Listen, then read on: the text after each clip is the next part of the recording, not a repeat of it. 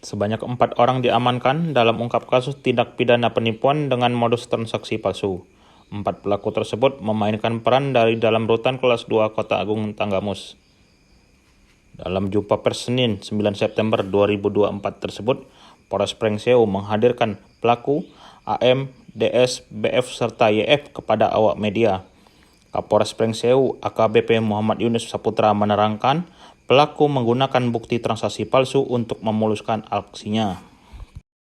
AKBP Yunus Saputra menjelaskan, korbannya adalah Siti Maisaroh, warga Sukoharjo 3, Kabupaten Prengseu. Korban mendapatkan kerugian hingga 12 juta rupiah dari kasus tindak pidana penipuan tersebut. Menyampaikan pengungkapan kasus penipuan yang menggunakan dokumen elektronik yang dipalsukan. Ada 4 tersangka yang kami amankan. Keempatnya adalah residivis, 3 diantaranya residivis curanmor, yang 1 residivis narkoba, yang kemudian beralih profesi menjadi penipu ya. Jadi modusnya dari 4 orang ini, mereka melakukan penipuan pembelian beras ke beberapa toko yang menjual beras melalui media sosial.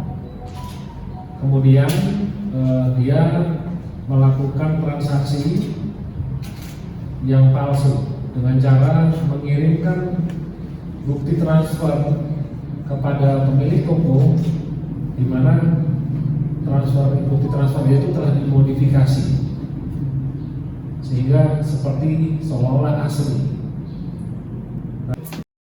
Kasus tersebut, keempat pelaku harus mendekam lebih lama di jeruji besi. Pelaku dijerat dengan pasal 378 dengan masa hukuman 4 tahun penjara. Kini, pihaknya masih melakukan pengembangan terhadap adanya korban lain di wilayah hukum Kabupaten Prengseu. Dari Kabupaten Prengseu, Oki Indrajaya melaporkan.